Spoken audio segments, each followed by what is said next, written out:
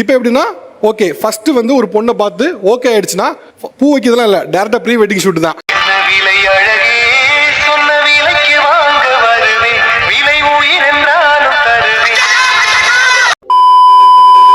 அடுத்து திருமணம்னு வரும்போது இந்தியாவில் பண்ணலாமா இல்லை ஃபாரின்ல பண்ணலாமா அடுத்த கேட்டகரிக்கு.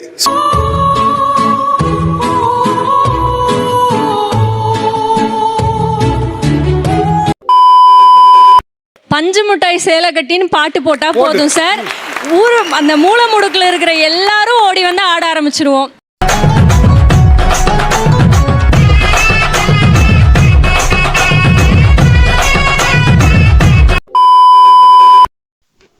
வணக்கம் மாப்பிள்ள, இதுதான் டிஸ்க்ளைமர், பார்த்துக்கோ படிச்சுக்கோ. நம்ம தமிழ்நாட்டை பொறுத்த வரைக்கும், தமிழ் திருமணங்களை பொறுத்த வரைக்கும் திருமணங்கள் அப்படின்னா ஒரு எக்ஸைட்மெண்ட் தான்.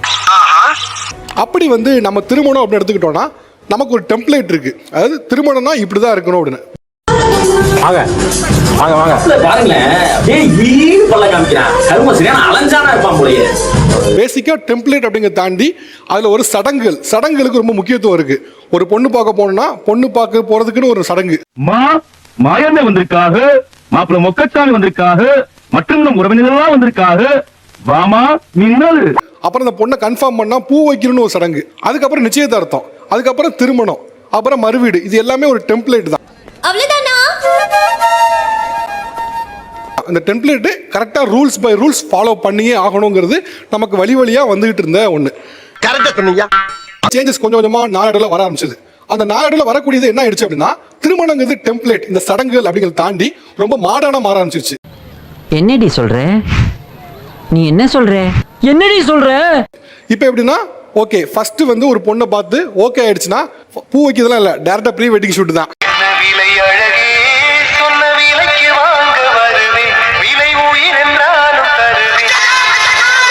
ஃபர்ஸ்ட் ப்ரீ ஷூட் முடிஞ்ச உடனே அடுத்து வந்து ஹனிமூனுக்கு எங்க பிளான் பண்ணோம் அப்படிங்கிறத பொண்ணு மாப்பிள்ளை தாண்டி ஃபேமிலிலாம் பிளான் பண்ண ஆரம்பிச்சிட்டாங்க. அது ரெண்டாவது. செருப்பால நாயே பழுவேற்காடு போலாமா பாண்டிச்சேரி போலாமான்னு கேட்டுக்கினு விடு மாமே விடு, அவங்க ஏதோ அறிவில்லாம பேசிட்டு. அதுக்காக அறிவில்லாம இப்படியா பேசுறது? எங்காவது பார்க்காத இடமா போலாம்பா.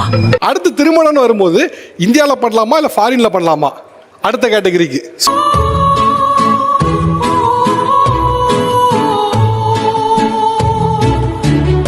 பேசுறதுக்கு தலைப்பு என்ன அப்படின்னா நவீனமாக மாறி வரும் தமிழ் திருமணங்கள், அதை வரவேற்பவர்கள் விசஸ் இல்லை இது கலாச்சார சீர்கேடு என சொல்பவர்கள். முதல் தடவையா நல்ல விதமா நாங்களும் யோசிப்போம்ல. இன்னைக்கு இருக்கக்கூடிய மாடர்ன் டே வெட்டிங்ல இருக்கக்கூடிய மாடர்ன் விஷயங்கள் என்ன, அதில் நீங்க எல்லாம் எப்படி என்ஜாய் பண்றீங்க? இப்போ என்னடா பிளான்ல இருக்கு நீ? சார் ஃபர்ஸ்ட்லாம் பார்த்தீங்கன்னா டிஜேன்னு ஒரு விஷயமே இருக்காது மேரேஜஸ்ல. யாரோ ஒருத்தருங்க ஆர்கெஸ்ட்ரான்னு சொல்லி யார் பெத்த பிள்ளையோ பாடிட்டு இருக்கு.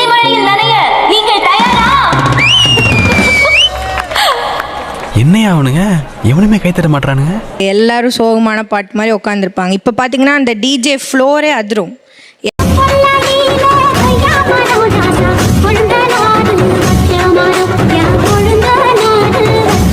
எல்லாம் யங்ஸ்டர்ஸ்லாம் சேர்ந்து நம்ம ஃப்ரெண்ட்ஸ்லாம் வந்து ஒரு பெர்ஃபார்ம் பண்ணுவாங்க. பார்த்தீங்கன்னா நம்மளுக்கே கால் ஆடும் ஸ்டேஜில்.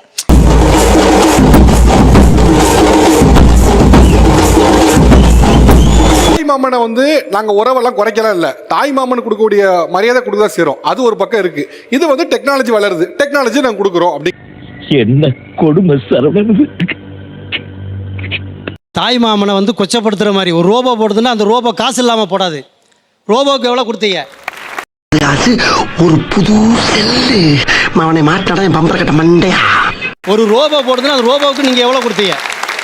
சும்மா போடாது ரோபோ. மாமனை கொச்சப்படுத்துறீங்க. ஏய் நீங்களா எங்கேந்திரா வரீங்க? வெள்ளையும் சொல்லியமா தொப்பையை தள்ளிக்கிட்டு உங்களுக்கு தான் சலை தானே வைக்கணும். அவங்க நினைக்கிறேன் ஒரு ஃபேமிலியா ஒரு டான்ஸ் ஆடிட்டு வருதுங்கிறது ரொம்ப நல்லா இருக்க ஒரு ஈவெண்ட். ஃபேமிலியா டான்ஸ் ஆடும் போது அதுல நிறைய ஃபன் இருக்கு, ரொம்ப ஜாய் இருக்கு, என்ஜாய்மெண்ட் இருக்கு அப்படிங்கிறாங்க.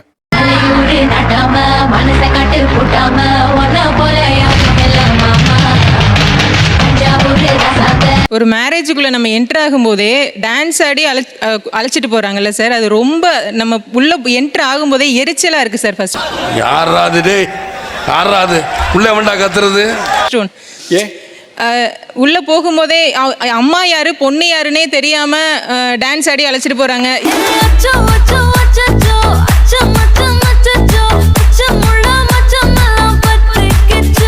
இதெல்லாம் எப்படி சார் ஏத்துக்க முடியுதா சார்? சொல்லுங்க சார். அந்த அளவுக்கு தெரியாம இருக்காங்க. பொண்ணு மாப்பிள்ள டான்ஸ் ஆடும்போது பக்கத்துல அவங்க அம்மா அப்பா அவங்க அப்பா டான்ஸ் ஆடினா யாரு பொண்ணு கூட தெரியாதா? தெரியல. இல்ல சார், அம்மாவும் பொண்ணும் ஒரே மாதிரி மேக்கப் போட்டு ஒரே மாதிரி அந்த ட்ரெஸ் எல்லாம் ஒரே மாதிரி போட்டுக்கிறாங்க சார். ஒரே மாதிரி ஹேர் ஸ்டைல்ஸ் அந்த கர்ம ஊராடாது. ஆடி இருப்பீங்க உங்க திருமணத்துல, இல்ல ஆடணும் பிளான் வச்சிருப்பீங்க. இப்படி ஒரு திருமணத்துல டான்ஸ் ஆடுறதுனால, இந்த மாதிரி ஃபன் ரீக்ரியேஷன் ஆக்டிவிட்டிஸ்னால உங்களுக்கு எவ்வளவு சந்தோஷம் தருது? வந்து இப்ப நான் என்ன உங்களை சொல்றது?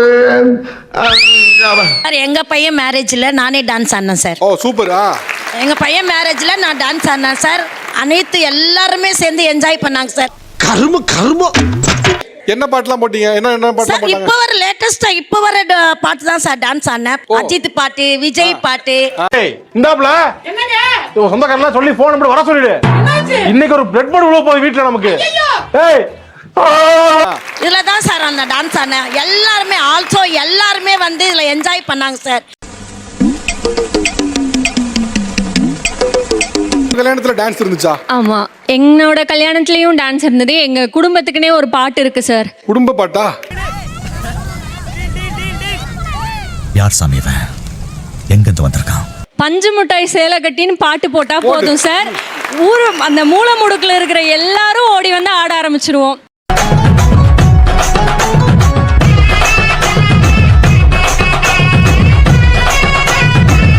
ப்ரீ வெட்டிங் போட்டோ ஷூட் அப்படின்னு ஏன் பண்றீங்க? திருமணத்துக்கு பின்னால போட்டோ எடுக்கலாமே, ஏன் ப்ரீ வெட்டிங் போட்டோ ஷூட் அவசியமா இருக்கு உங்களுக்கு? இதுதான் உங்க கேள்வி. பெரியவங்க கேக்குறாங்கல்ல சொல்ல. பொண்ணு பார்த்துட்டு பையனுக்கு பிடிச்சிருக்கா பொண்ணுக்கு பிடிச்சிருக்கா வேணா தனியா போய் பேசிட்டு வாங்க அப்படின்னு ஒரு கலாச்சாரம் இருந்தது.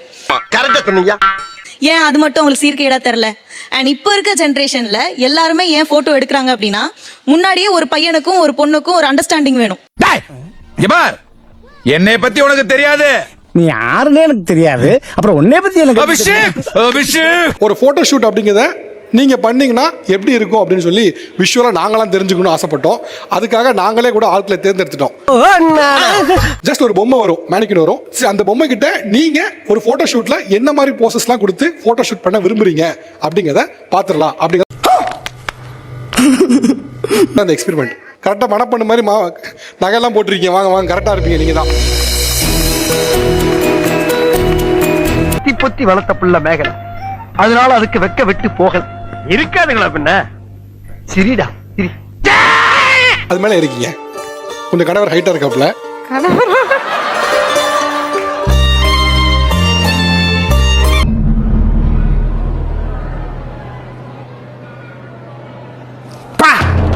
யார் அந்த பொண்ணு? பேய் மாதிரி இருக்கு. பாவம் எமோஷனே இல்லாம இருக்காப்ல. நிறுத்தது இன்னும் ஆரம்பிக்கவே இல்ல. ஆரம்பிக்கிறதுக்கு முன்னால நிறுத்த முடியும். நான் ஃபாதர் மாதிரி ஃபீல் பண்றேன். ப்ரீ வெட்டிங் போட்டோ ஷூட் கணவரை கேட்டா அப்பாவை கூட்டிருக்கீங்களா? எங்களை நேசிக்கின்ற நல்ல பெருமை தகப்பனே, இந்த அருமையான காலை வேளையிலே தேவனை ஸ்துதிக்கின்றோம், ஸ்தோத்திரிக்கின்றோம் ஆண்டவரே. என் ஜீவன் வாழுதே சொல்லாமல். சோலி முடிச்சு. ப்ரீ வெட்டிங் போட்டோ ஷூட்ல கணவரை சாய்த்த மணப்பெண். Breaking news. வாங்க. ஏண்டா டேய், எனக்குன்னே வருவீங்களாடா? டேய் பாவம்டா, என்னடா ஆச்சு?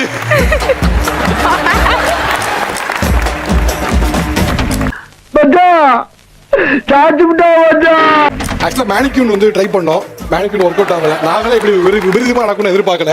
ஸோ வந்து ரியலாவே வந்து ஒரு மனசுல கூட்டத்தெல்லாம் பிளான் பண்ணிட்டோம். ஓகே சொல்றேன், மாப்பிள்ள மாதிரி மாப்பிள்ள அல்ல. அட்டென்ஷன்ல நிக்காதப்பா, பயமா இருக்குண்ணே.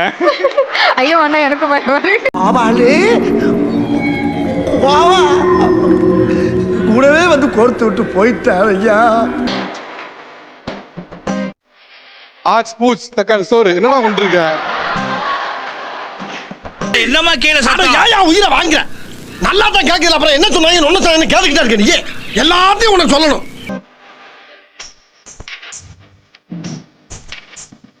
ஆனா கையை ஒருத்தர மாதிரி எமோஷன். ஆனா வர மாட்டீங்கன்னா கர்மா. நீங்க உங்க திருமணத்தை நான் இவ்வளவு சிம்பிளா பண்ணிட்டேன், இல்ல இவ்வளவு எளிமையா பண்ணிட்டேன் அப்படின்னா எவ்வளவு சொல்லுவீங்க? கை தூக்குங்க, கை தூக்க மைக் பாஸ் பண்றேன். ஓகே சொல்லுங்க. உங்க திருமணத்தை எவ்வளவு செலவுல பண்ணீங்க? வேலை விட்டுட்டு வந்து விசாரிக்கிற விஷயமா அது? என்னோட மேரேஜோட டோட்டல் காஸ்ட் வந்து 8,000 to 10,000 தான். 10,000 8,000 10,000 ரூபாயா? ஆமா. எப்படிங்க?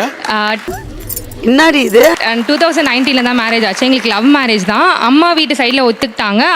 அவங்க வீட்டு சைடில் வந்து சுத்தமாக அக்செப்ட் பண்ணவே இல்லை. உன்னைய பத்தி நான் கூட என்ன நம்ப வச்சுக்கிருந்தேன், நீ மட்டும் சீப்பாலா இருந்திருக்க. ஸோ நான் ஒரு நைட்டில் பிளான் பண்ணி 10 o'clock ஹஸ்பண்ட் கால் பண்ணி நாளைக்கு நமக்கு மேரேஜ் அப்படின்னு சொன்னேன். ஸோ ஈவினிங் ஒரு 6 to 10 என்னடி சொல்ற? நீ என்ன சொல்ற? ஃபோன் பண்ணி சொல்ற மாதிரி நாளைக்கு கல்யாணம் இருக்கு. அவங்க வந்து ரொம்ப ஷாக் என்னது நாளைக்கு மேரேஜா அப்படின்னு. நீ வந்து ரெடியா ஷேவ்லாம் பண்ணிட்டு நீ ரெடி ஆயிரு, நான் உனக்கு ட்ரெஸ் எல்லாமே நான் எடுத்துட்டு வந்துடுறேன். ஸோ நான் ஒத்தரோசா பிள்ளைய ரொம்ப அற்புதமா வளர்த்திருக்கமா. நானே வந்து சாரீ பர்ச்சேஸ் பண்ண ஒரு அந்த கூரை புடவை சொல்லுவாங்கல்ல, அது வந்து சம் 1000 தான் ஆச்சு. அவருக்கு வந்து வேட்டி சட்டை அதெல்லாமே நாங்கள் வாங்கிட்டு. யார் சாமி இவன்? மார்னிங் நான் அவங்க வீட்டுக்கு போயிட்டு அவங்க வீட்டில் யாருக்குமே தெரியாது, அவங்க எல்லாருமே ஊரில் இருந்தாங்க. So kind of kidnap marriage தான் சொல்வேன் நான். காட்டு மிராண்டி பிடிச்சி ஜெயில போடுங்க சார்.